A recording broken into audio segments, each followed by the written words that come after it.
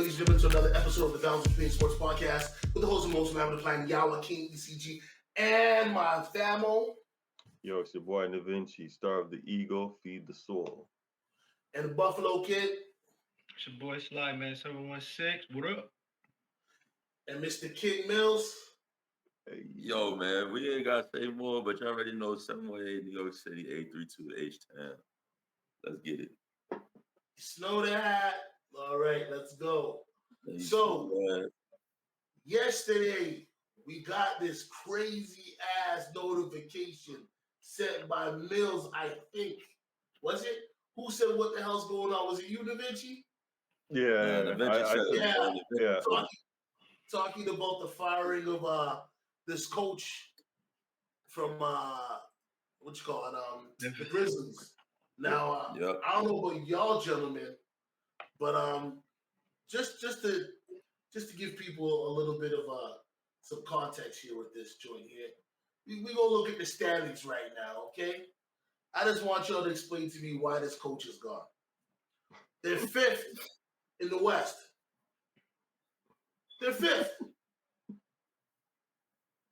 I mean, the Warriors are trying to get out of purgatory. The Clippers might get out of it. I don't know. But the Grizzlies aren't in the play-in. They're in the playoffs. They're solidified. They've got almost a 60% win rate. What is the coach doing wrong? I mean, they're only on a 2-game losing streak. Okay, and can somebody break this down for me? You want me to keep this up, or you guys good with it? It's whatever. Hey, man, I mean, from my point of view, I think to me, like, I don't know. I think it's an inside situation going on. The NBA this year, I don't know if anybody picking up. The NBA this year is very weird. Like, it's a weird situation going on. I think a shift is about to happen, but the Taylor Jenkins firing doesn't make sense. I listen to other people who are doing it on YouTube. Big shout outs to other content creators and stuff like that. So everybody's throwing out their own opinions, or they might have some inside scoop. But I do know that the Grizzlies run a different offense compared to what they've been running before. Now, Sly's definitely been giving credit to this year's job compared to how he's been playing less aggressive towards the rim, doing more floaters and stuff like that. But I do realize that the ball's been moving more instead of having dribbling out of like Ja's hands a lot. So I don't know, I'm not trying to start no turmoil or anything like that. I really just don't understand it. It's literally in the latter part of the season.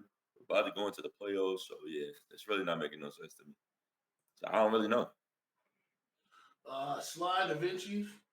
Yeah, I thought it was ridiculous. Like when I send a text, before I send it to you guys, I had to Google, I had to do a bunch of other stuff to see if it was legit.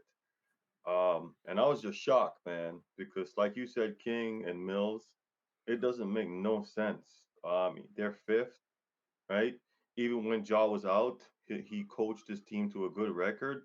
That shows he's a good coach. Your superstar is missing. You still can coach your team to get wins, right?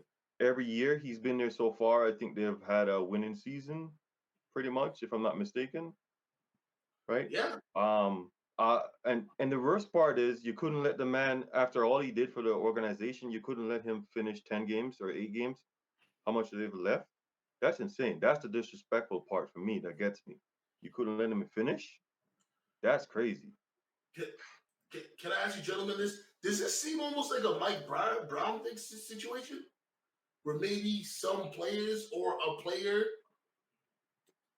actually, you know what? I shouldn't even say that because Fox left because they fired Mike Brown. So I apologize for that. See, Draymond, it's not hard. But anyways, do you think that it's the organization? There's something going on within the organization on why this firing happened? Because their playoff chances are done. Is that fair to say? Like, what are they going to do? Well, they're going to be a first round exit. Who's the coach? Well, we don't know until we know, but I don't know. I don't want to even start the theatrics to it. I just really don't understand it. It's kind of weird, so I'm gonna just let it play out type stuff for me. Me personally speaking. What about you, Sly? What's your take on this, sir? Yeah, I mean, I was hoping to get some information from you guys because I didn't really know. I didn't get nothing, no insight on, no, you know what I mean, no inside information on it. I'm like, yo, I'm like, what's going on? Like, y'all know I follow Memphis. Josh probably my second favorite player. And Taylor Jenkins is probably my favorite coach. Like, dog, if you look at that roster, bro, their rotation consists of guys like Jalen Wells, who's a rookie, later pick, like Senti Aldama. I'm not sure I'm pronouncing his name right, but like guys like that and Scottie Pippen Jr. Like these guys are rotational players, and they're fifth in the West. And the West is competitive. Yeah. And we see what he did without his main guy, like Taylor Jenkins without Ja. Like that team plays ball. Those guys go out there and ball. And even if you look at their stars, like well, I can't even say star, like somebody like Bain, Desmond Bain. I wouldn't. He's maximized. I feel like he maximized his skill set under Taylor Jenkins so much. So I can't help but think it's something going on behind the scenes that we don't know about because you don't just get rid of a coach like that at this time of the year. That's right. unprecedented. We never seen that. Like he's the winningest coach in franchise history too.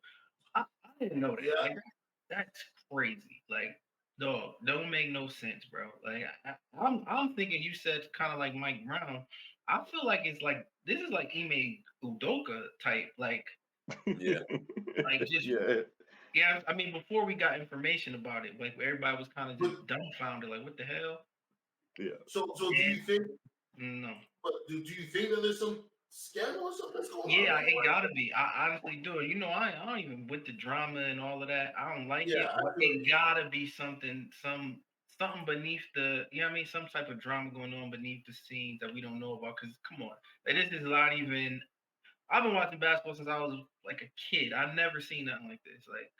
Well, I mean, the Luka trade. There's a lot of things that this year has happened that's crazy. But hold on, I got an article right now. I'm going to pull up for you guys, and I'll read off a bit of it pertaining to this. Right. So we're hearing about the Grizzlies' surprising firing of Taylor Jenkins. Nothing in recent NBA history can match the shocking levels of Dallas Mavericks sending Luka Doncic to the Los Angeles Lakers.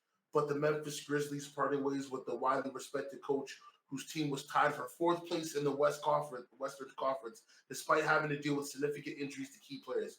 Made little sense to many within the league when it was announced on Friday, at least at first glance.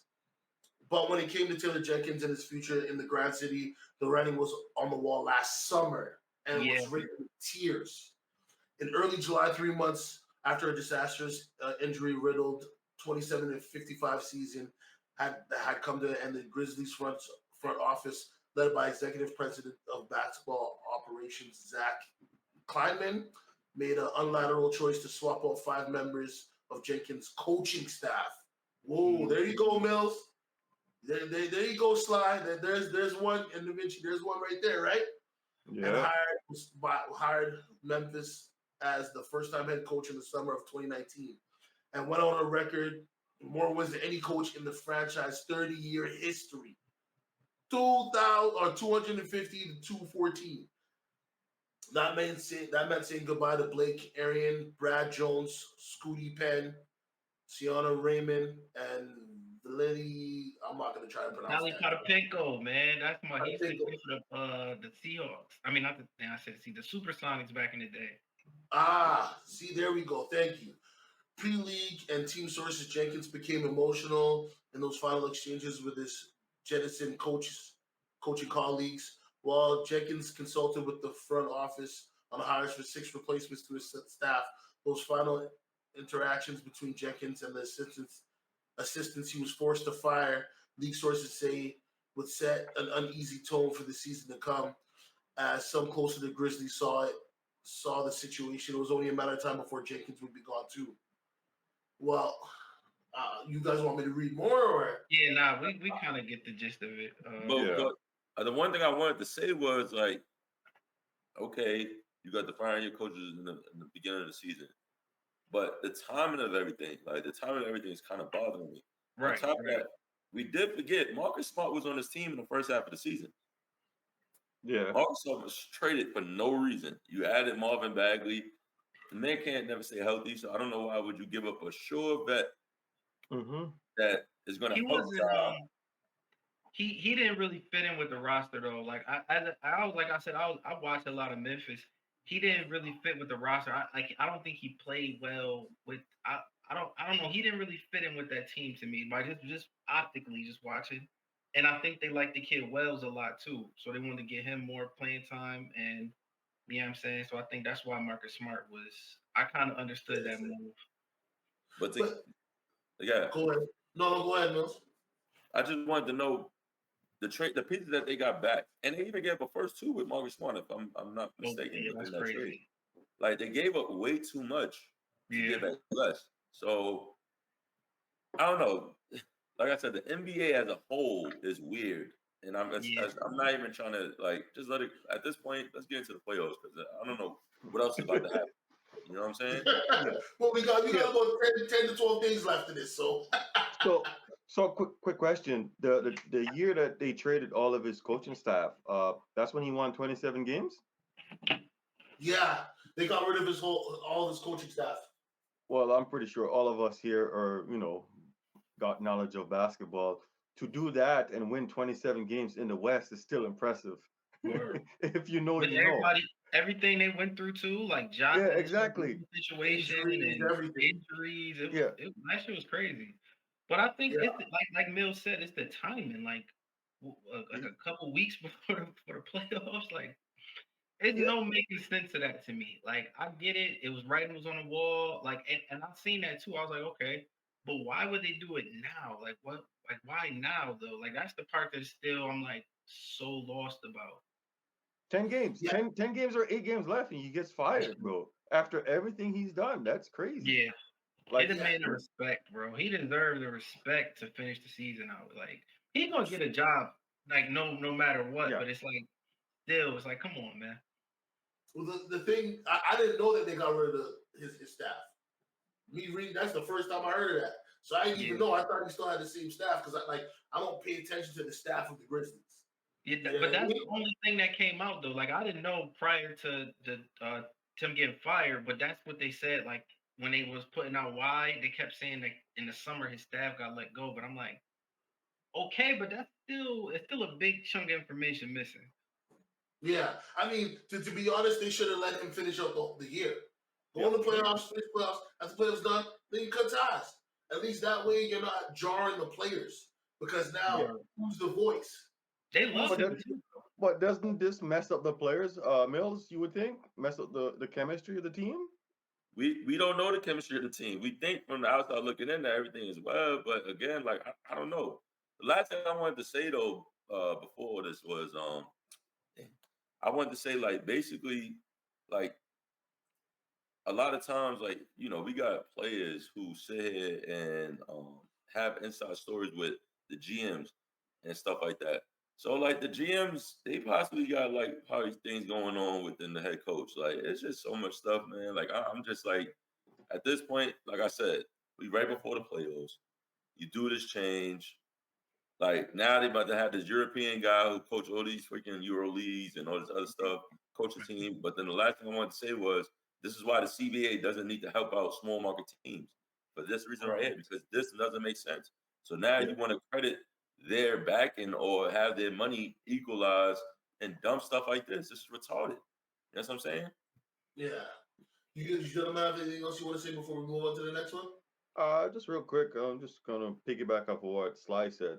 He's definitely gonna get a coaching job real fast. So props to him. Yeah, faster than Mark Jackson. Yeah. And I want to give Sly a shout out. Sly, I see that behind you, bro. You got that iconic Kobe poster back there, boy. I see it, dog. Mamba, that's my guy. Yeah, I see it. Oh, that's your guy now. Come on, man. Stop it, bro. Stop it, bro. He always give love. Stop it. I see what's going on in the media nowadays. Everybody keeping up for LeBron James. And then, Bron, Cole. I'm saying. Especially off court. Off court is Kobe, no questions asked. Like, yeah. But I'll finish off with this. Memphis, you've got a long way to go. Do not be surprised if your star player does not want to leave. Because guess what? I forgot about that. That's what made De'Aaron Fox leave. I thought it was the other way around, and that's why, again, Draymond, it's not hard to say, hey, my bad. You know what I mean? But anyways, let's get to the next joint. Should the Mavs shut down AD for the season? Da Vinci, the floor is yours. I think it's a no-brainer for me. They should shut him down. What else are you playing for? I mean, you ain't got no season. You're probably not gonna make it to no play-ins. So I say right now you should, if I was Jason Kidd, put some of the guys on the end of the bench in and see what you got, see what talent you got right there. But shut him down. 10 games left in the season. Why risk to get him injured, especially a guy that gets injured a lot? It's simple. It's sweet. I don't get it.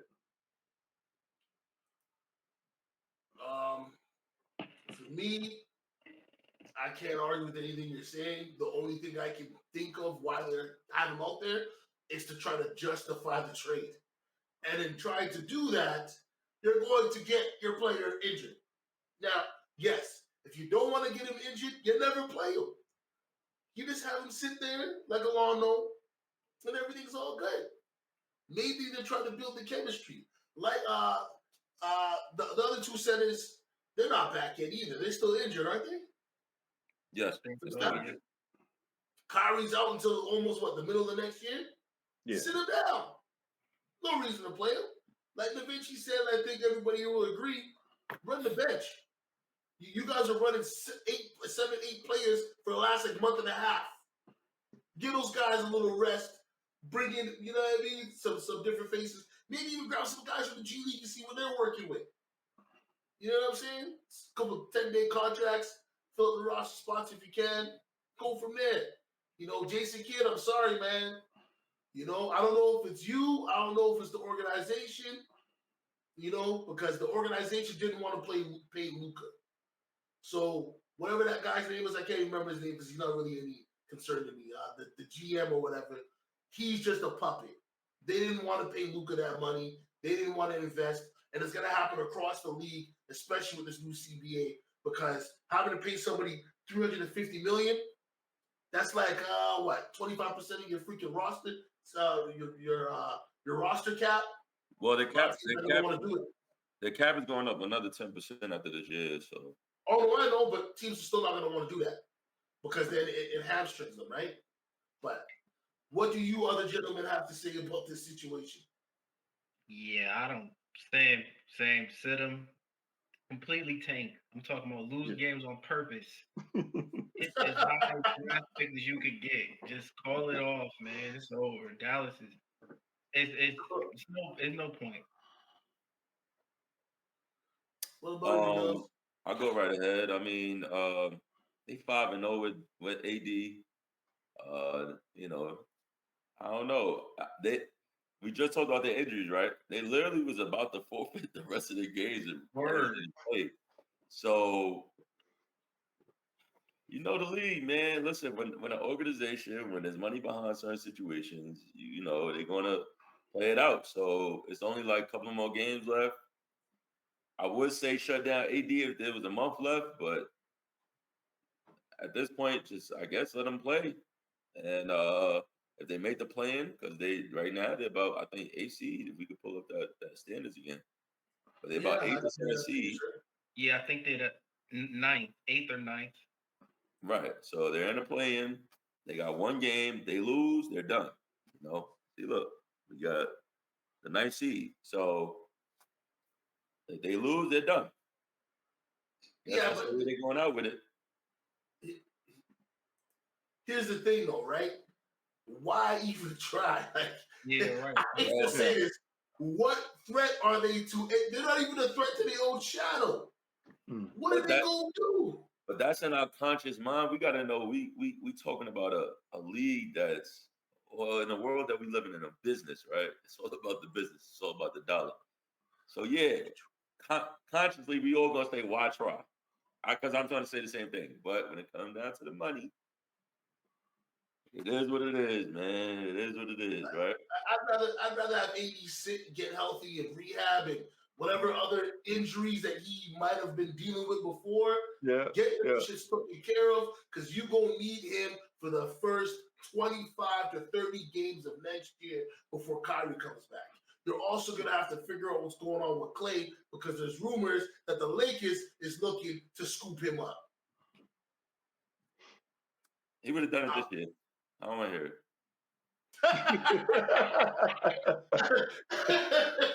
Hey, listen, I'm just reporting on what I know, okay? You a great vibe, my brother. This guy said, I don't want to hear it. I feel you. But I really want to get on the Mavericks, man. Yo, I at this point, that whole Luka is out of shape and we don't want to invest in him. I don't want to hear that ever. That stop lying to our faces.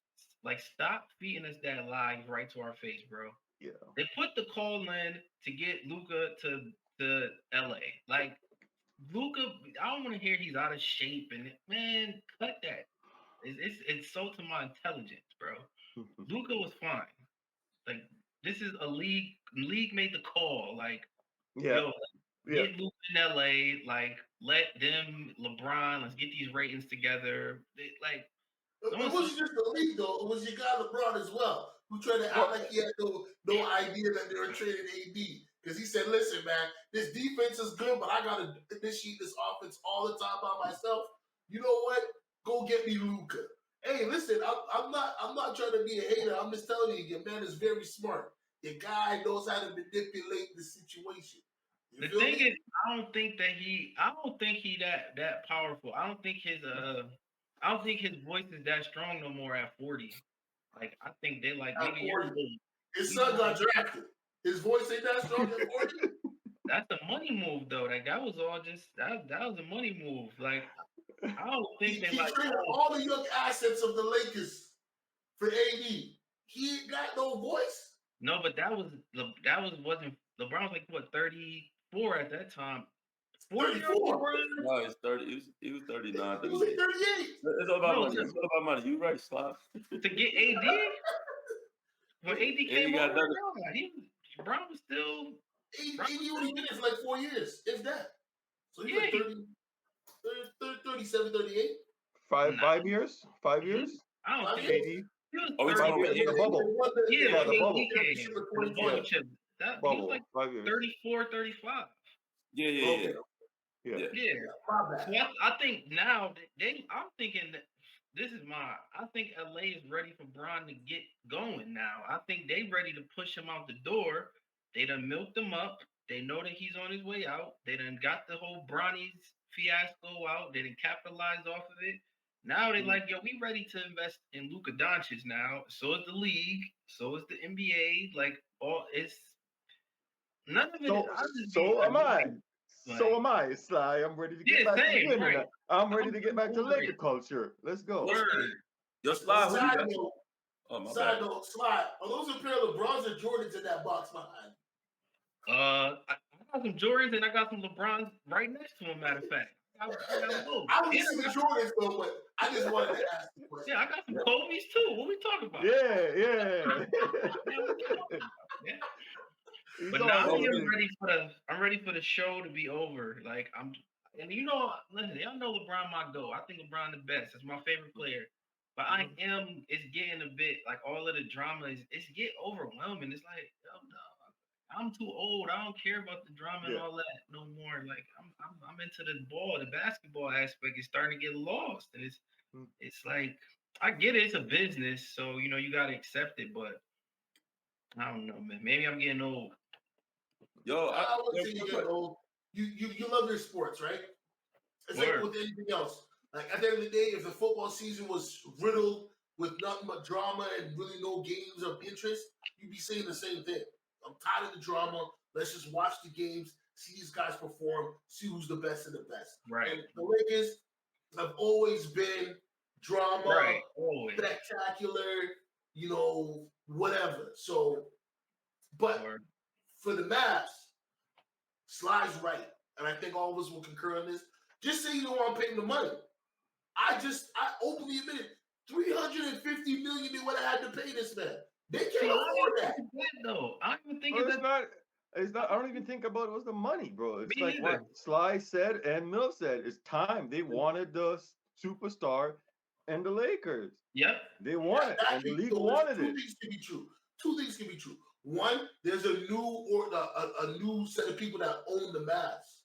It's not like this was Cuban that traded him. Cuban wouldn't have traded him. Cuban would have paid him the money because guess what? Luka was supposed to be the next Dirk.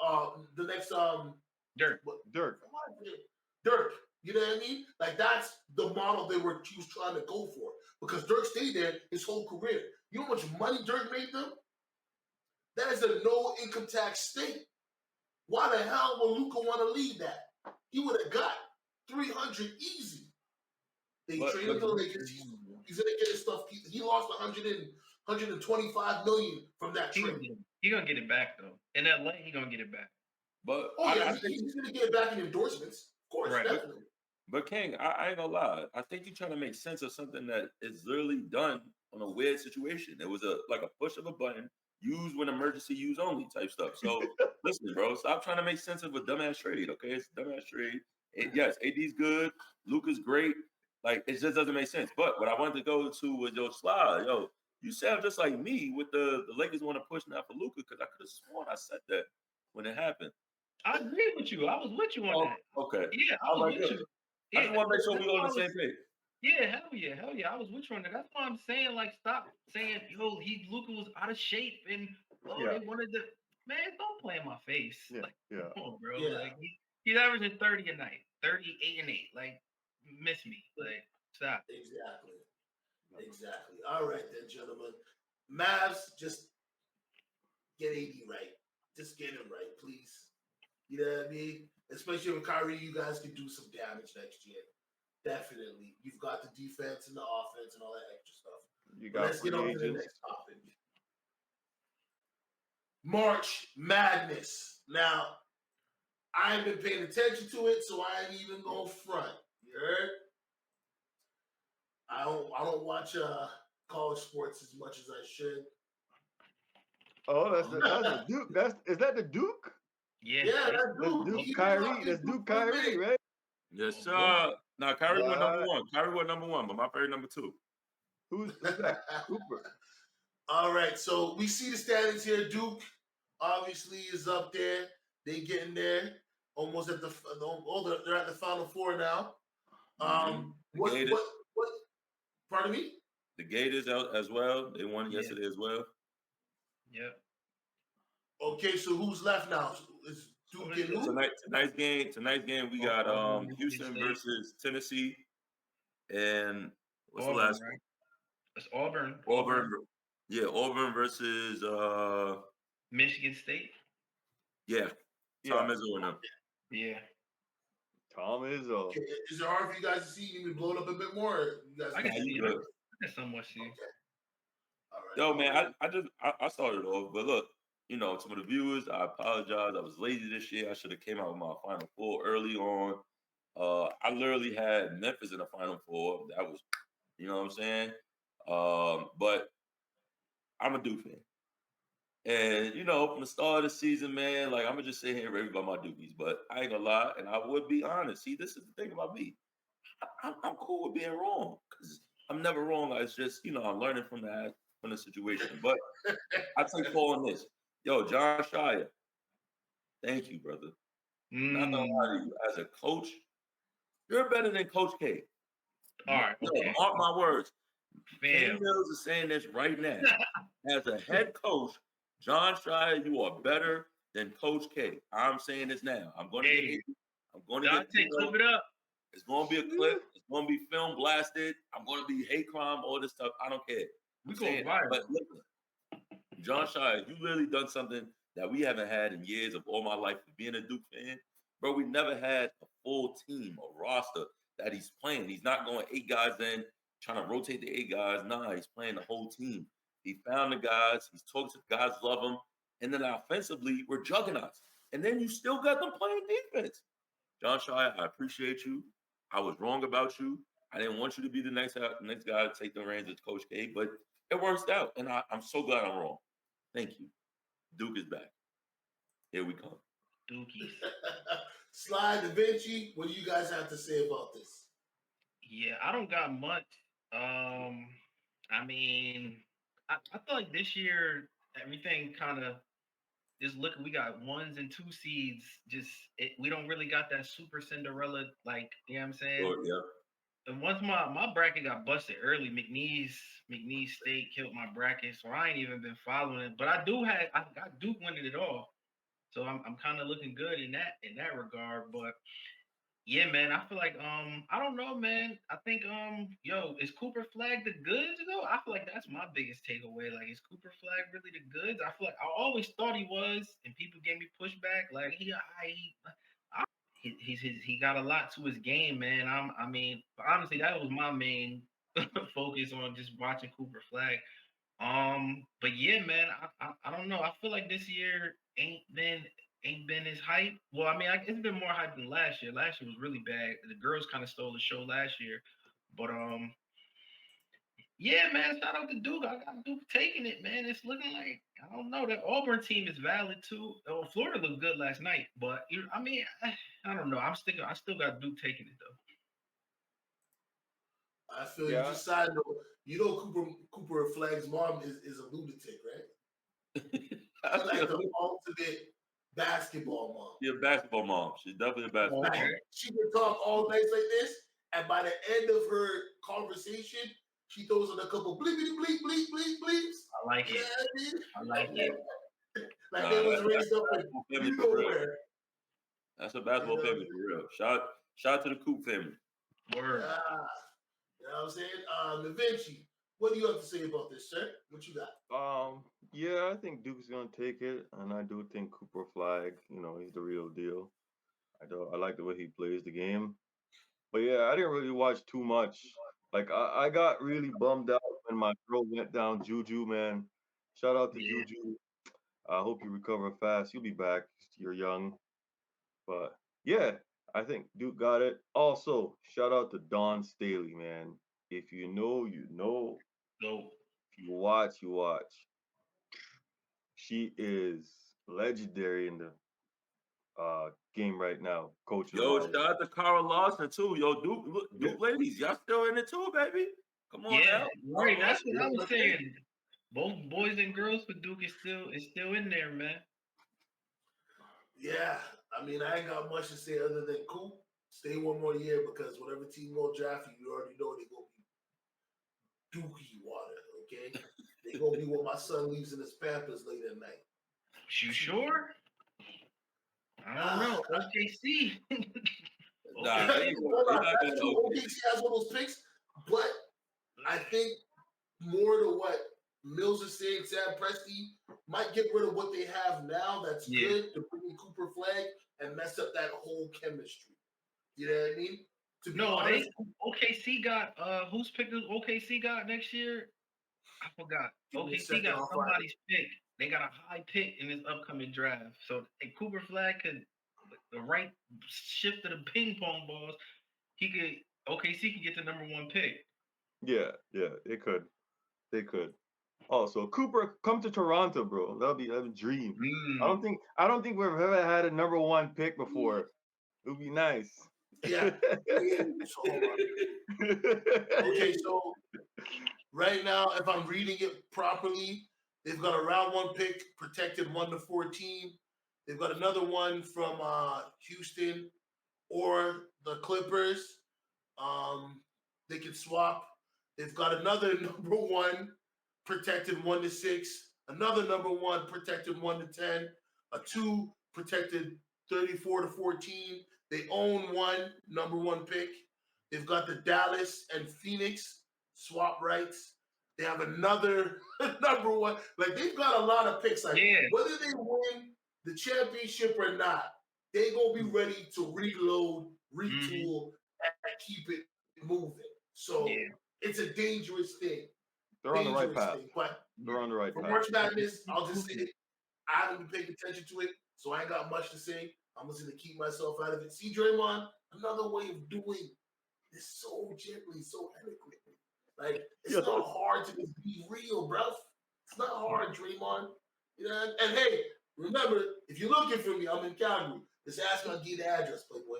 You meet me anywhere, all right? You heard? Jordan Poole, part two. I'll take that shot. You know what I mean? That's about $25 million in my pocket. Jeez, I already got good teeth. I can buy some new ones. You better hope it's not. You might get the Steven Adams. If you don't chill, you get. Oh, well, I already got all my seats out, so I'm good. I'll stand up. You can wear steel toe boot if you want, but I don't give a damn. You know what I mean? I'm gonna call a sucker, a spade, man. We've been talking about this from time, right? And it's not just Draymond. It's literally all the media that's on TV. They like to do this makeup-ish or just, you know what I mean? Funny stuff. Hey, right now in the game, it's a soap opera, man. It literally, it's ridiculous. Yeah, man. It's just too much. For sure. All right, gentlemen, let's get to the next one.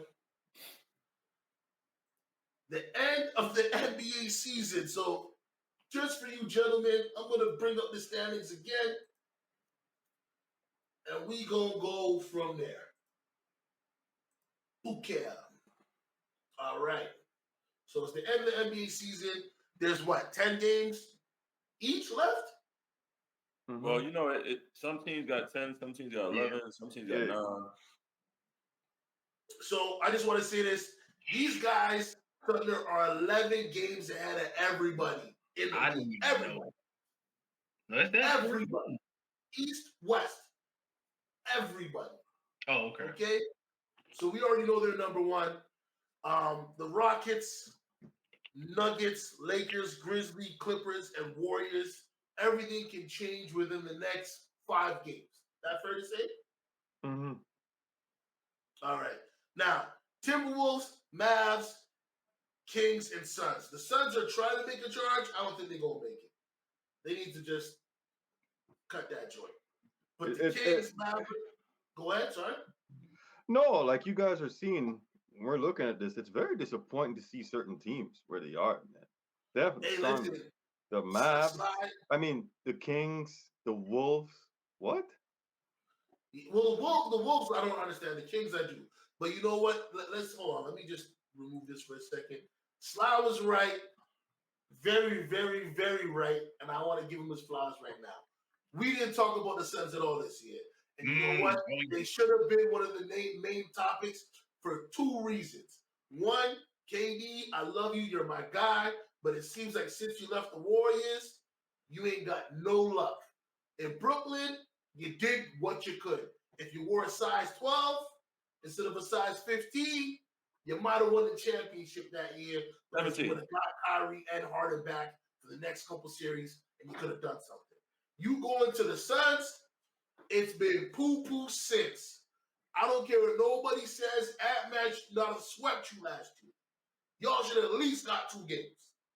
Ant-Man should not have walked you guys down and showed you the exit. He came to your house, put his feet up, ate your Cheetos, drank your juice, and did the Dave Chappelle skit where homeboys kicking up the couch with the mud. This year, I don't know what the hell your ownership was doing by trying to have this offensive juggernaut with no defense added to it. It's actually preposterous. It's ridiculous. But I digress. I just wanted to give Sly's flowers because Sly was 120% right in the sense of why haven't we been giving, not just us, everybody, but why we didn't give Kevin Durant the flack that he deserves because he has been untouched for many years now. So next year, KD, we already know the Suns are trading you. You're not staying there. They got to get rid of this cap situation. It makes no sense to keep you all there. Bradley Beal is not going to sign his rights away. He's going to stay there. He's not waiving his no trade clause. So Bradley Beal should sign some money over to the Suns. That's what he should do. Yeah. God damn, bro. No. Hey, man, listen, bro. That should be a damn rule. That should be a rule from now on, bro. If you don't play that good, man, and you got that big ass contract, you gotta play to back it up a little bit, or else you gotta give some back.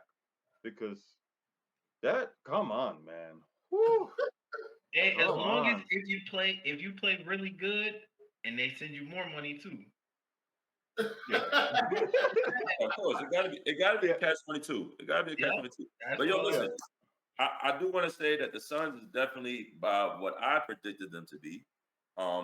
They're definitely trash. It hasn't worked out. I thought again Mike Bulldozer would switch things up. I don't know if this is like a curse to them with Monty Williams situation. I don't know. But at the end of the day, it hasn't worked out. Defensively, they made certain trades, thinking that things are gonna get right with Nick Richards and stuff like that. Still haven't got it right. But at the same time, like, what is it that people are not playing Bobo?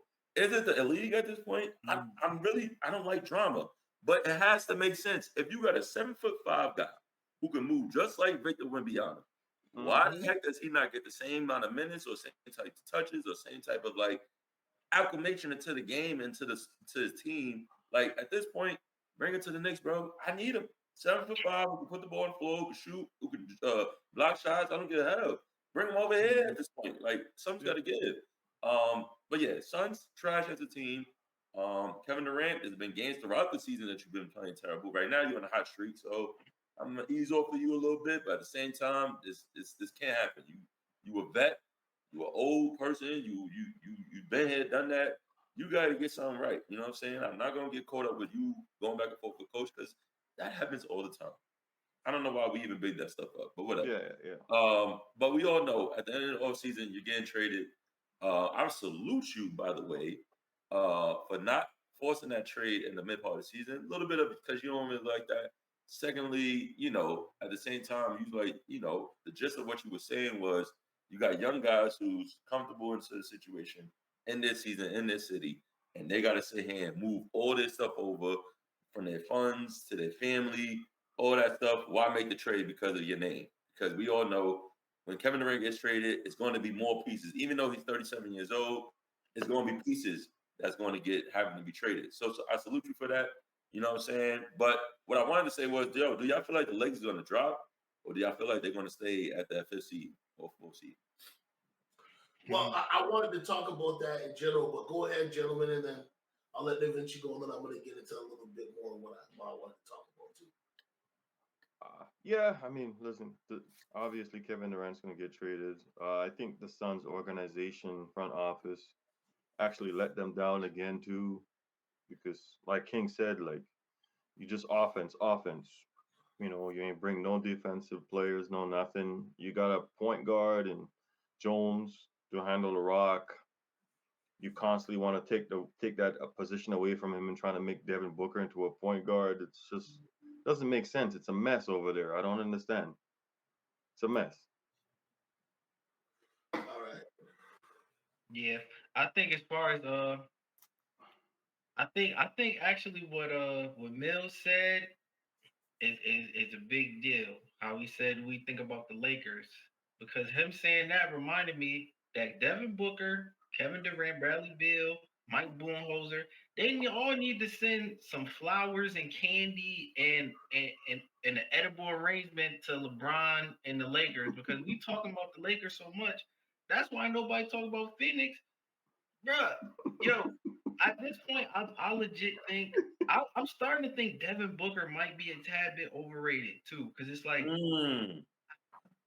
I can't put my finger on. I get it. The team is defensively, they not built right. Like I think that team is built poorly. Like just Bradley Beal don't make sense in that equation, and then going to get another guard and Tyus Jones, who's really good, but he kind of just I don't know if he fit with the pieces. But regardless, when you got that much talent and to be that bad though, like if they were maybe 7th or 8th in the West, I could give them some slack. But for them to be the 10th, or are they 10th or the 11th seed? That is so bad though. Like that's like winning percentage is under 500. Yeah, like that's like to have Kevin Durant, Devin Booker, and Bradley Beal on the same team, and to be that far down is like I don't understand like why. Even they should be ranting about that every day. But that's for me. That's a team with big names. It's not really a basketball team. No, right. I can't say Devin Booker's overrated because Devin Booker was 2 wins away from becoming an NBA champion. Facts. As the vocal part of that team. because Devin Booker had the perfect team around him for that. He was the shooting guard. There was no confusion with that. He was the shooting guard, right? But so, go ahead. No, I just want to say, like, Monty Williams, the head coach, as the guy who understands the game, and Chris Paul is the point guard with a center. Yeah. Like, they were constructed pretty well. Right. I don't, like I said, Bridges. Right. And so it made Devin Booker's job to go into his spots much more easier. Now, I don't know. Listen, this is the problem. Like, I think to me in today's era, and not to cut you off, eventually I'm gonna let you go ahead. But I feel like the players be wanting to do too much after they see success. And you see yourself in that certain situation, but you gotta humble yourself to know, like, yo, allow the coach to do his job and to put you in that position for you to still be great. Don't think because you've seen it, now you don't need them, and now you can do it without them. Nah, bro, that's not how it works. So it's a little bit of Devin Booker's fault too, as well. He's still a little slouch defensively. You know what I'm saying? There's so much to his game. I feel like he still could be better in. The points is it look good. We all know everybody can score today. But it's the little things when it gets down to the game of basketball, knowing when to pick his spots, knowing when to get in certain situations, and finishing it through. Yeah. But don't you guys think it's got a little messed up though, how they keep switching him from the, shooting guard to the point guard? For me, that's just setting up a failure because what are you doing? But that's what he wants, though. That's exactly what Devin Booker wants. And I think he do want a high responsibility though, and I think that's kind of that catch-22 when you got so much talent though, because you can see he can do a lot of things though. Like he's capable of doing a lot of things, but maybe they think he's better than what he really is, and I think ultimately that's what it is. I think they think Devin Booker is capable of doing more things on a higher level. He's better suited just playing in a natural two-guard position. I'm saying he, of course, handle the ball at times, set guys up at times, but that's what he does, yo. And listen, I like Devin Booker too, but yo, let him do him. I don't think he's that. Like, and I think the Phoenix Suns starting to realize that too, because I've been hearing things like Devin Booker might even get traded in the offseason. So because Bill doesn't want to give up his. Bill doesn't want to waive his no trade clause. Mm-hmm. You know what I'm saying? But to add on to what you guys are saying, at the end of the day, they got three of the same things. They got three Snickers bar. They got a mini, a regular size, and a king size Snickers bar. They're all going to feed you hunger. Why do you need three of the same thing? Kevin Durant is not a defensive stout player. He can play defense if you put him in the right system. Mm-hmm. Devin Booker can play defense when he's put in the right system. Bradley Beal, I don't know about all that. But at the end of the day, they got three players of the same, to do the same thing. Yeah. And any constructed team, like, okay, the Lakers. Yeah, they've got LeBron and they've got Luka. And they've got a whole bunch of 3D guys. The only one that's on the 3D is Austin. Austin is like a dollar store version of Luka and LeBron. Do you know what I mean? Not to insult him, just saying he's not on their level, but he can still, do that craziness. Dollar store? Pardon me? What? Dollar store? This even you gotta go down. What's lower than a dollar store? What the hell is wrong with you, bro? Don't do that to him, man. No, man. What? Get him the hell out of there, bro. Give me Kelly Oubre or somebody, bro. Get him out. Look at me like that. I'm not bugging, bro. Give me somebody. Give me somebody who can give me 20 a night, get some rebounds, and a dog that can stop. Not a cone, bro. Bro, there's already cone. There's too many cones on the team. Why do you need another one? Da Vinci, sorry to cut you off. They were literally number one in defense for the first 4 weeks. Luka was there. Everybody, they had a system like, yet again, let me do this. JJ Redick. Who was that? I'm sorry. Okay? Defense for who? It's first 4 it's all weeks, about Hayes. It's all about Hayes in that first 4 weeks. They was locking up. You see what they did to Joker. Don't act like you didn't see that. 4 weeks. Act like you didn't see that. Are you guys serious? 4 weeks? Da Vinci. They only been together for like a few. What? They've been falling off due to the injuries, right? But let's be honest. I didn't expect them to take off like that. They took off. They're not the only team, right? My Warriors took off too. They 16-3 with Jimmy. They got a dog, bro. Yes, I understand that, and that's more of the trades and stuff I want to talk about. Okay, so you want me to applaud them? I can applaud them for that 4 weeks. I can applaud them for that. I think the Victories getting to like the playoff performances and getting like deep into the playoffs. You guys are thinking about right now, and it's like y'all not understanding. Like if you give up an Austin Reeves for pieces that can literally help you win championships, make the trade. Hell yes. Well, it depends on the pieces, though. Of course, I would agree with that, but it would depend on the pieces. I just don't want to ever act like Austin Reeves is chopped liver. Like, no, he's a great trade value. Yeah, he hit the other night against Chicago. He scored that bucket. He scored the go-ahead bucket. Like, essentially what should have been a game winner. That was Austin Reeves, bro. Like, yo, son is fearless. Like, I ain't gonna lie, I'm a believer. That's Luka's Listen, I think he's overrated. I think he's overrated. I think he's overrated. He's a baller.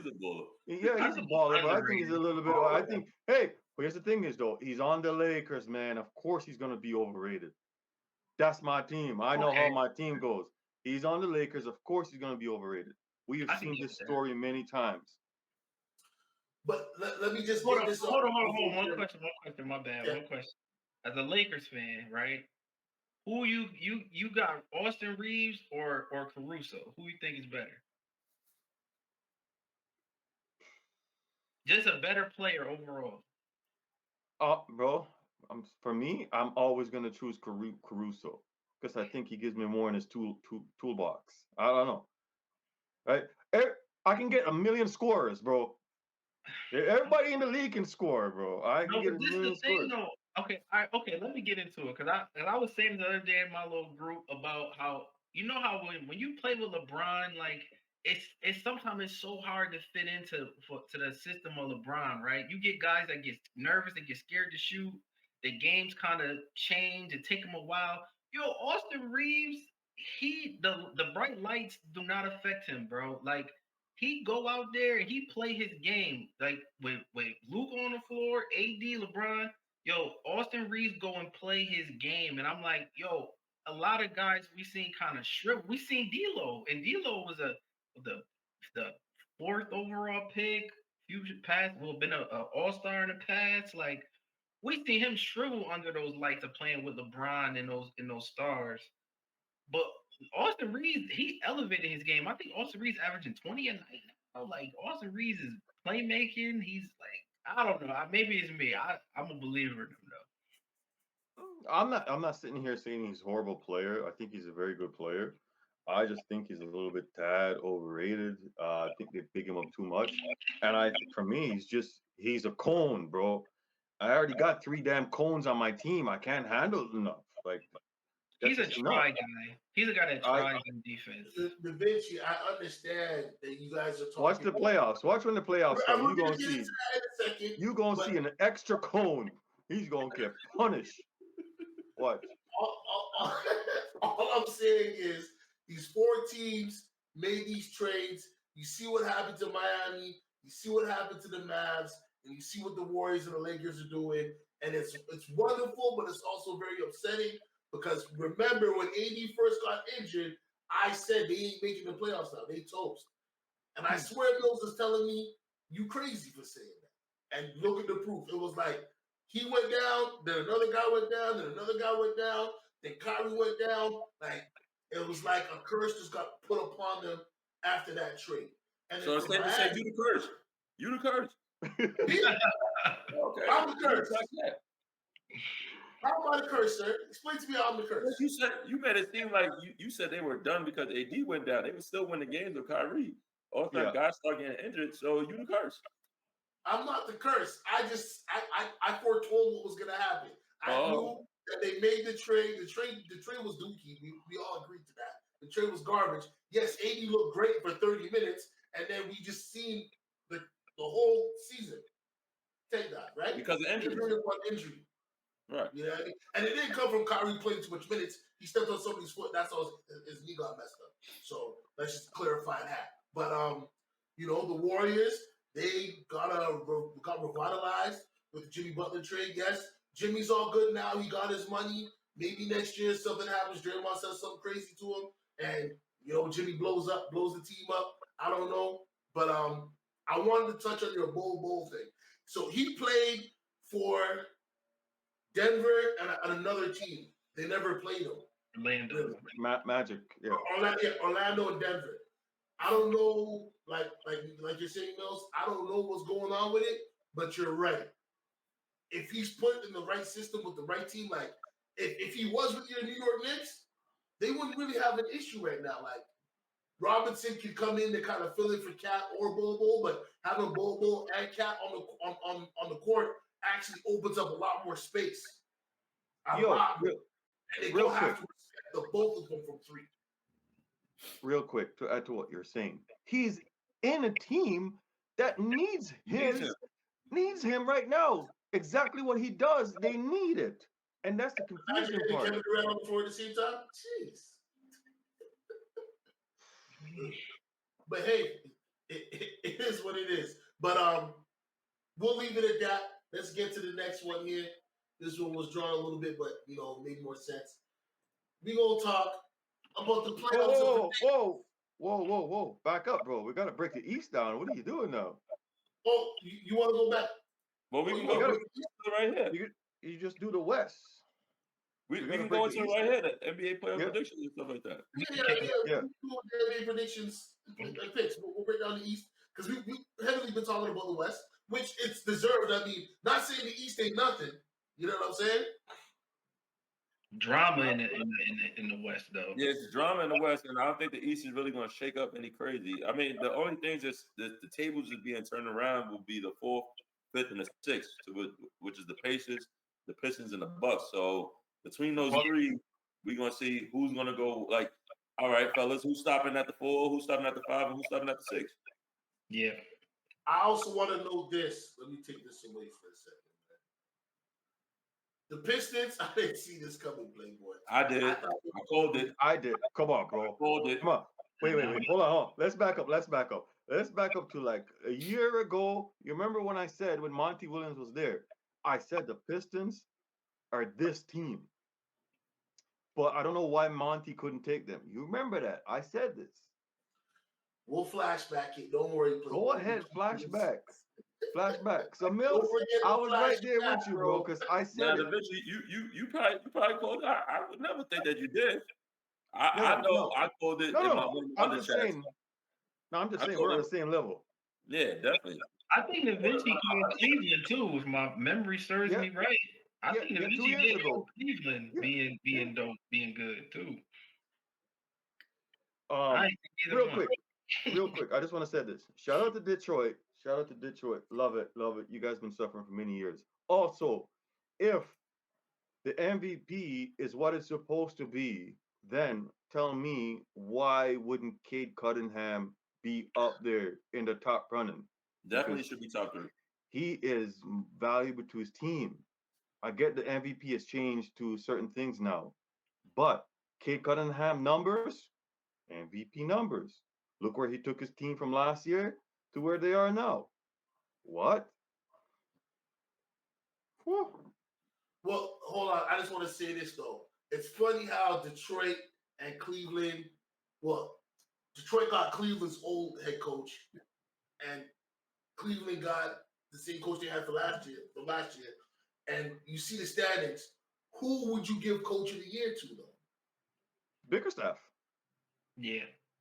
Even though Atkins has got the number 1 seed? Yeah. Okay, I'm just asking. No, because you got to look at, like, no one expect Detroit to be in 5th. Right. No. That's the thing, yeah. I don't think they have 5th seed talent either, if you're being honest. Like, I think so. I do. That was my prediction. Constructed properly, man. I felt Detroit roster was definitely done the right way. Like how they constructed, picked up the pieces. They're not star-driven guys, but they're guys who's going to play their role and help out Cade. And that's what they have. They got the bigs, 2 bigs, Isaiah Stewart, who literally helped and is working on his game. Like, yeah, he's a little wild. Yeah, he's a little crazy at times, but he's worked on his game. So now he has a 3-point shot. He's shooting it very efficiency, better than what he's had his whole career. Then you got what's my other guy name? The other big Jalen Duren. Jalen Duren. Tough cookie. I actually wanted to draft him, but we couldn't. But anyway, tough dude.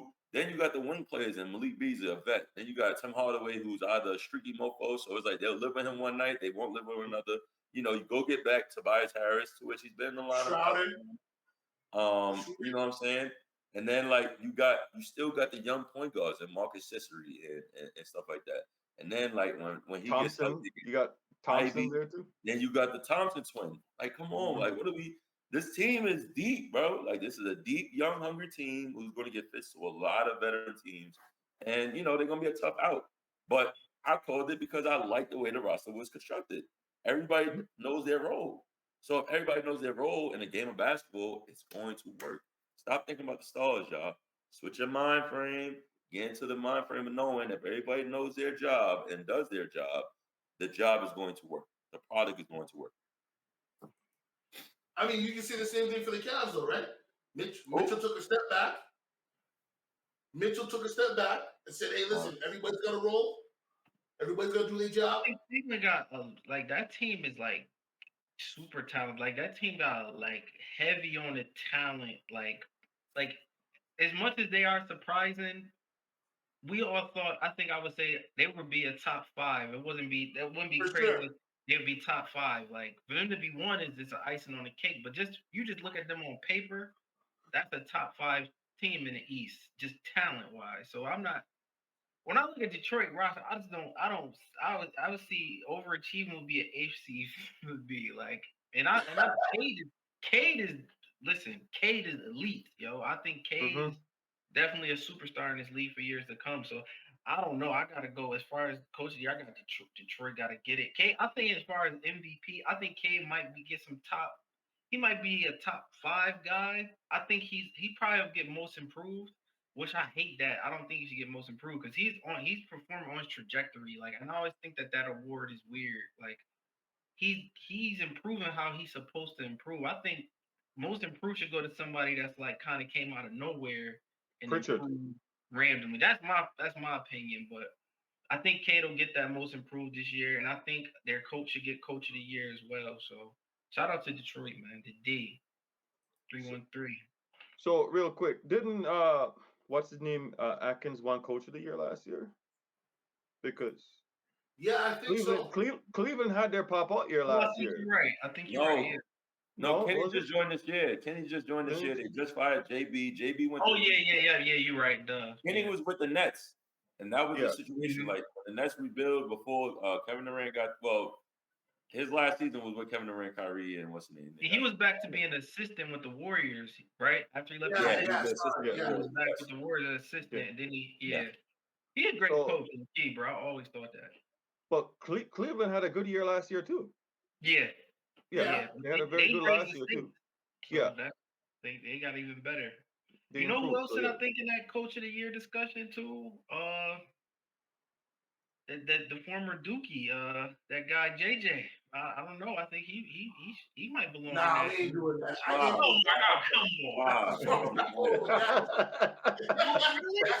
on. You stretching it, boy. Listen, I got an LA shirt on right now, but that's as far as we go, Playboy. You don't think he's in the mix, but not. I don't think you should get it. Right? When we have the MVP discussion, I think Udoka should be second. Oh yeah, he another. Udoka definitely need to be second. Udoka definitely should be coach of the year. Yeah, I wouldn't matter if he got it too. Yeah. I don't know. What are you gonna face? They're gonna have a 50-win season, bro. What are you talking about? Yeah, they do. Hold on, though. The Cavs are making history. They're gonna have the most wins as a franchise ever, and that's messed up because they had LeBron when they first drafted. Are you kidding me, bro? What do you want? Am I kidding you? So because they're gonna make history for their franchise, their bum ass franchise. No, I'm not saying because they're gonna make history. I'm just saying to you that is a fact that they're going to make history. I was just trying to get into the whole, with the MVP to kind of, bridge it over, but like, shouldn't it matter on just wins? Or not just wins, but wins and the performance of that player with that team and without him being there? So shouldn't that count yet again? Well, Comes to the coaching it's the season they had last year, bro. They had a very good season last year. So if they were at the bottom, like say at the bottom of the league in the East, and then they made a jump, yes. But they weren't. They had a very good season last year, but Detroit now was down there. You remember Detroit last year? Yeah, no. 19 wins. No, listen, I feel you. I'm not making the argument that Bickerstaff shouldn't get it. I'm just making the argument in general when we're talking about these things. Should wins matter as much as everything else? Because if that's the case, now we start trickling it down to MVP and certain things like that. And guess what? The Thunder and the Cavs are number one. So to be honest, one of those two coaches should get Coach of the Year. But sometimes you expect it. Like the Thunder were expected to be a top in the West. I don't know. I don't want to take away from them for it, but I think it is tougher when you look at your roster and nobody expects for you to do something and you do it. And I think sometimes you attribute something like that to coaching. So that's why when it comes to Coach of the Year, I kind of look at it like that. Like, yo, if you take what you got and you coach those guys up and you overachieve, I lean that way. That's why I like Ime Udoka to me. I think he's a Ime Udoka and Bickerstaff will be my guys. Okay. Yeah, absolutely. I agree 100%. All right, so let's pull this back up now. So you're saying, Mills, between the Pistons to the Magic or between the Pistons to the Bucks? Pacers and Bucks. Like, how do y'all think? Yeah. I think he's going from there. Who wants to take the 4? I think the Bucks might drop down to like 7 or 8. Oh, wow. Yeah. Yeah, because Lillard's out for the year. I don't know about that. Yeah, Dame. Giannis. Yeah, he's been injured too. So who knows, man? And the Magic crept back up. They was at the bottom. They creep their way back up. They got a few games on them. I mean, listen, man. The Magic. Sorry. How many games the Magic is back from? From the like 5 or 6.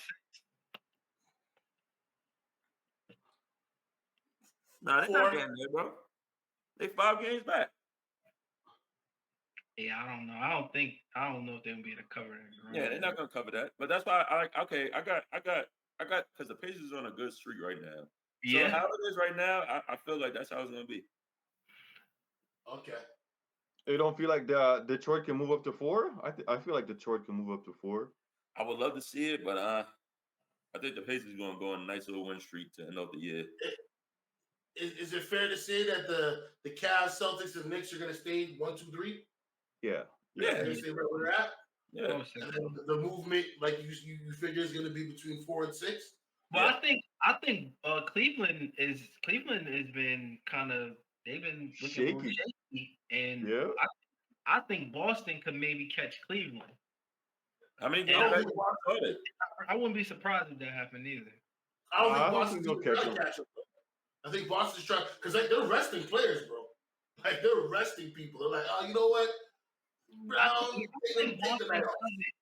don't think Boston's like, yo, we need to get number 1 seed. I don't think. Yeah, no, they don't care for that. They're like, yo, we got this. Like, yeah, Boston is 4 games behind. Yeah, they're only 4 games behind, but do you know what I mean? Like I said, I've been paying attention to a few of their games. They've been sitting people like they're trying to get rested for the playoffs because, as some people might not know, the Celtics were sold for $6.3 billion the other day. Yeah. Which is ridiculous because that guy is going to have to foot a bill that'll make the Mavs smile.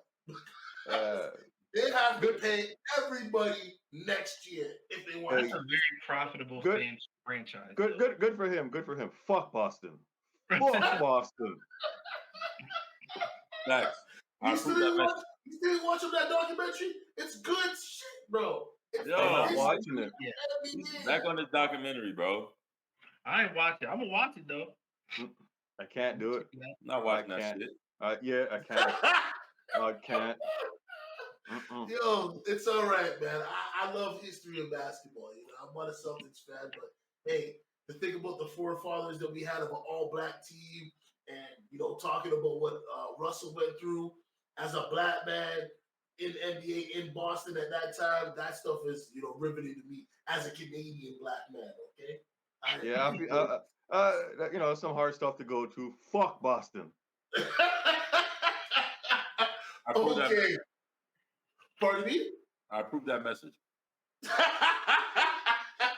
Well, I mean, I'm not surprised the two New York dudes is like, forget Boston, yeah. Not a fan. Not a fan. We'll save the predictions of like where we think everybody is once everything's set in stone. So I'll try to make an effort, whether it's when I'm at work or whatever. But we'll definitely link up and do a little quick one on that joint. Let's get to the last topic of the day, which is whose style of play is more influential. Now, Sly said this one in. Sly, you're saying between Curry and Harden. Yeah, right. So let me preface it as well. So we know Curry kind of revolutionized the game as far as, the 3-point ball. You know what I'm saying? It's like he done took it to where everybody's shooting the three more, from little kids at the park. Like your grandma might be at the park right now working on her three. But I'm saying as far as who the players kind of mark their game after, I think Harden was so influential because I was watching I was watching the Hornets, and I'm watching LaMelo play, and I'm like, yo, he kind of plays similar to Harden. And then we watch Luka. I'm like, Luka plays a lot similar to Harden as well. And I start thinking, like, who plays like Steph? Like, it's not many people that play like Steph Curry, because like his game is, it's hard. It's hard to play like Steph Curry. He's running around, coming off screens, and he got an extra wrinkle to his game that I think these guys ain't really in the gym working on. You can go and work on your step back three. You can't work on running around three screens, and like these kids ain't with all of that. So that's why I say I think it's kind of it's more of a discussion than people say, because we credit Steph Curry so much with with just revolutionizing the game, making so many 3-point shots being taken, and I kind of want to get you guys to take on that. Real quick, I agree with you. I think overall, generation, countries, the world, Steph Curry did it. I think in the NBA, I would definitely have to say James Harden, because you're right. You can see more guys play the style of Harden plays. Like you said, you see Jokic. No, SGA, step back. I said Jokic, what's my bad. Jason Tatum, step back, all of these guys. The whole thing there. Learning how to draw fouls and all of this step back, Euro step. I think it's James Harden for sure. What about you, Mills? I mean, what Steph does is can't be replicated, right? Everybody wants to shoot threes like Steph, but like I said, that's years on of how he's literally from a dad who shot the three, and it's in their genetics to shoot threes. But how James Harden did it, he slows the game down as a ball handler / playmaker, but does it into a way of creating, like abusing the call, not abusing it, but knowing the call and making the action to force the ref to make the call, right? And so, yeah, I agree. James Harden, today's style of basketball, very more influential than Steph, because Steph is just a bomb. You can't replicate that. But with Harden, everybody can literally the swim move, the side. I call it the side step back. So it's a side step, or just acting out how your shooting motion is, getting the foul call, or slowing it down, having the guard having a defender right behind you, then flopping back. You know what I'm saying? Getting the foul call. Yeah, it's been James Harden. It's been James Harden for some time now, and it is what it is. I don't like it personally because it's just like you playing on the ref's mind. And refs are human, so they're going to make certain calls by the rule book. So or try to. I feel you guys. I mean, it's only hard to replicate Steph because nobody's running that scheme of the offense. If they ran that scheme of the offense, I think we could find a couple dollar store Steph Currys. Because I mean, it's a modified triangle. You know what I mean? I don't think a lot of teams are running that. The Warriors system is just different than everybody else's. But I have to concur with you guys. But then I kind of feel like I don't want to butcher his name. Reem Madu, or what the heck is his name again? Did you just say Chris Jackson? Is it Chris Jackson? Yeah, that was his before he changed his name. Yeah. Okay, sorry, I don't want to butcher his name, but he had almost a similar game to Harden where he'd be able to get people to jump off that play off the shot fake. You know what I mean? Like he had his certain little moves he could do. So yes, Harden, but I think we can go back in history and see the evolution of Harden's style from certain players in certain eras where they had some of the stuff that he did. The step back wasn't really ever a thing in the 90s and early 80s and all that stuff. That kind of came within the 2000s. But the style of the way he's a point guard, the rebound, you know what I mean? The assist, like you look at Magic. Magic was a guy that would tell his players, like, listen, put your hand up because the ball's coming. Like, pay attention. You know what I mean? And he could see the whole court. Yes, at 6'9", but he was feeding everybody. You know what I mean? Razzle dazzle. You look at John Stockton. John Stockton was nice, bro. Isaiah with the dribble. You know what I mean? With that machine gun dribble. Tim Hardaway with the killer crossover. So there's a lot of players I think that influence now, and it's just been modified because we see James Harden utilizing a lot of it. But back to Sly's point, when it came to SGA, he's just cerebral. That's all it is. He's understanding, like Mill said, and Sly, and Da Vinci, he's understanding the rules, and he's understanding how to manipulate them, but that only works in the regular season. We all know this. Once he gets to playoffs, that whole step through rip stuff ain't going to work. They're going to be like, nah, let him play. Mm-hmm. So I'll give it to Harden, but I won't say Steph Curry can't be replicated. It won't be replicated to that level, but if teams were to implement that style of play, I think we could get a few players that would be able to replicate, you know what I mean? Not the threes at that clip, but definitely the pin downs and, the double screens and stuff like that. And that's all conditioning. You know what I mean? I said this on a pod, I think 2 years ago. Steph Curry was shown the door. His dad said, hey, listen, if you want to be this, you got to work for it. I can't give it to you. And Steph Curry, like Mills was alluding to, years and years of practicing. He was shooting on the NBA court at the age of 8. Mm-hmm. You're going to tell me that he's not going to figure it out if he really wants to? And because of his size, he had to learn, something that could set him apart from people. Because at Davidson, he was killing people. Like, he was almost out the league because of his injuries. And they fixed that with some surgery and shoes and, other aesthetics. But Steph Curry grinded and put his head against that wall and said, I'm not going to move. I'm going to move this wall. And yes, Harden has influenced the players, but worldwide, it's Steph Curry. Everybody's shooting threes, bro. We were just talking about Bo. He should shoot threes. Victor, the big dummy, can shoot threes. Hey, Mills, you know that center play can shoot threes. Everybody shoot threes. You know what I mean? The corner three is like the highest rated shot took it in the NBA this year. Why? Because 9 times out of 10 people aren't really covering the corners unless you have. Why are you disrespecting Victor, bro? Critique the man, bro. Why are you disrespecting him? Why you call him dummy, bro?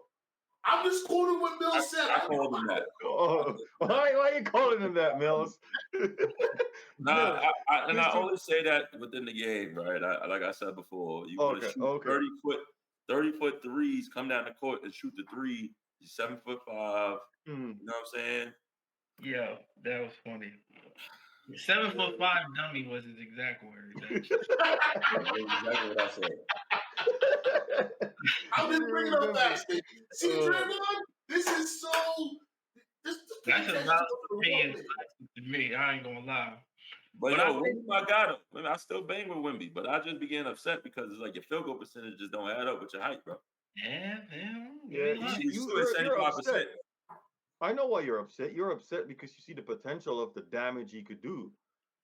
If he doesn't do all of that, you see he could destroy teams. He could take a game over. Of course. Yeah. He could literally shoot 75%. But he definitely could be a Kareem. He could be a Hakeem. You know, he could be Hakeem on crack. Red Balls, it gives you wings. KD. He'll be 7'5" KD. Win, lose, or draw. Yeah. I also, for a little side note, I know when we talking NBA, I'm so happy with my Pats right now. We got Stephon, but we've got an older version. We still got to get some more pieces, but just know this year I feel like we can almost make the playoffs. Y'all let go Bentley. Y'all let go your heart and soul, your defense. Good job. Proud of y'all. You're happy that just took your joy away. Listen, Vrabel's over there talking with the head man. They figuring it out. I can't poo on them yet. Diggs is not a Patriot. Diggs is not a Patriot way type of dude. Oh no, this is perfect. This is so perfect for this young guy. He's gonna get into his mind. Yeah, this is so perfect. I'm so glad. Thank you. Appreciate y'all. Hey, we'll see. It was kind of weird to me, but come on now, my boy King just came out here. He's all so happy. You see the smile he put on. So giggly. I can't wait. And then these guys just Mortal Kombat fatality. You Kano just rip your heart out. Nah, you rip my heart out, man. These cars okay, man. We find somebody else. You know what I mean? No, the Patriot way. You get Patriots made some good moves though. They made some good moves. They made some quality, great moves. And Mills, man, it looked like your boy gonna retire, man. Ain't nobody want that. I don't care. Everybody's no longer on my team. Whatever he decides, he decides. Like he's still a great. So. No, I know. But when a team says we'll pass, we're okay. That's gotta let you know where the whole league's in that. No, who said that? The Vikings. No, they didn't. Don't believe that. It's just because they never brought him in. So it's like at the end of the day, why wait? Like they rather make a decision now. The Vikings was locked in on the Vikings. JJ. Yeah, they got JJ. I think the one who said we'll pass was the Jets. The Jets said, "No, we good. We gonna go." Yeah, the Jets said we good. Yeah, but everybody else, they still wanted to. Everybody just doesn't want to wait on Aaron. Like they have an opportunity to still wait on Aaron. That's exactly what it is. Possibly. I'm just asking the question in this thing. It's all good. But other than that, though, do you guys have anything else you want to talk about before we get up out of here? Yeah, we're just gonna do something real quick here. I'm just gonna name 2 players. Everybody's gonna name 2 players because first of all, everybody's out here nowadays. Everybody's got a mic. Everybody's watching basketball for the last 5 years, and they think they have knowledge, and you know what I'm saying. I'm just gonna say 2 players, and some of y'all, all the other gentlemen's gonna say 2 players too. From back in the day, that was ballers.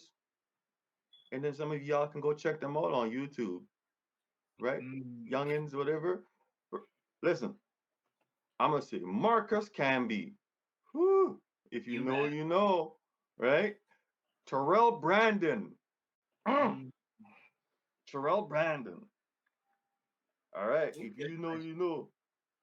Well, Allen Houston, y'all need to go check him out. Next legend. Oh. Whew. And Chris Mullins, because I don't think he gets enough credit. St. John's. Where he's from Queens, right? Yeah, he's from Queens, but we're at TMC, baby. So I tell people, man, I had love for the Warriors way before Steph came there. So Chris Mullins used to run in slow motion, bro. I'm surprised. Yeah, but what he did, bro. Yeah.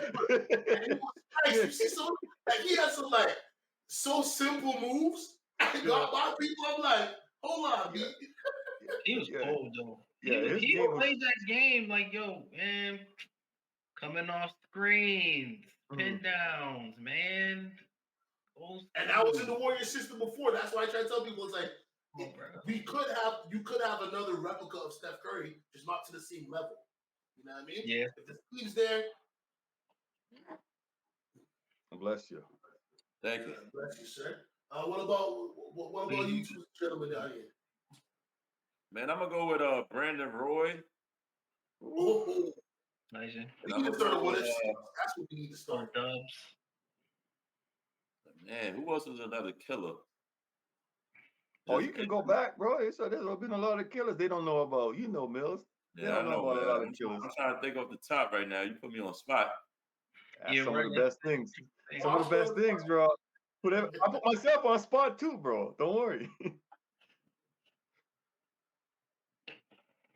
Man, Keith Van Horn, man. I used to bet. Back. Yeah. Original Nets. Van Horn, man. Brooklyn. I mean, the New Jersey Nets. You know what I'm saying? Hey, listen. Yeah, real quick. Sorry, Mills. Listen, I appreciate those New Jersey teams, bro. Even though it's a Laker fan going up against them, I wish they weren't playing my Lakers so they could have won a chip, bro. Yeah, because they had a sick squad, man. They would have got smoked by Spurs then either way. The Spurs would have matched them up. I think they did too. The Spurs. No, they did. The Spurs did match them up. They killed them. Spurs got them out of there. But that team was okay. You know what? I'm gonna go off Keep Van Horn solid, Mills. Yeah. That Nets team was another team I liked growing up. I'm gonna go with somebody off that Nets team, Kerry Kittles, man. Oh, listen about Kerry Kittles. My boy weighed like $160. Yeah, he was like 6'6", 150 pounds, but same like we talked, he was coming off them screens, man. Even coming off like nowadays, coming off a screen for a mid-range shot is like you're going on they wouldn't even call that play for you, first of all, but like Kerry Kittles wouldn't have no place in today's game. Like he played mid-range out, like there wouldn't be no place for my boy. But I say Kerry Kittles. I'm gonna go Knicks.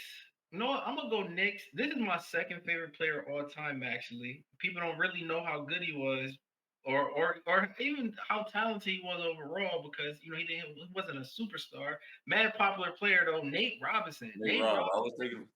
That's really my boy, bro. I really he's one of the best athletes in the history of humans. Like my boy really could have played. He played for Washington Huskies. Like he really could have been a corner. Like he could have really played in the NFL for real. Like that, he was so athletic. Got 50-point games in the NBA. Like if you remember his stint when he played with Chicago, when everybody got hurt and they played against the Heat in the playoffs. He was hooping, like for no reason. He was hooping, like Nate Rob. That's really my second favorite player of all time. Nate Rob the GOAT. Yeah, man. Salute to him finding the he actually got surgery. Yeah, kidney or lung or something like that. Yeah. Yep. So even though he stole that dunk contest from Iguodala, they cheated Iguodala and gave it to Nate Rob. Still want to shout out Nate Rob, man. Salute. Yeah. Little Nate is a beast, bro. Also, Kerry Kittles too, bro.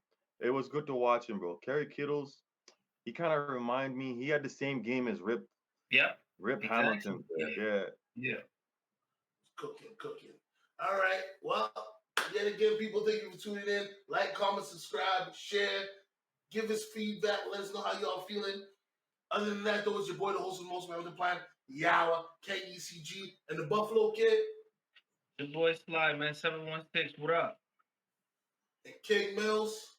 Yes, sir. 718-832-H-Town. Yo, look, man. Shout out to Duke. Shout out to my Yankees, too. Let's do it. And my famo. Yo, it's your boy Da Vinci. Starve the ego, feed the soul.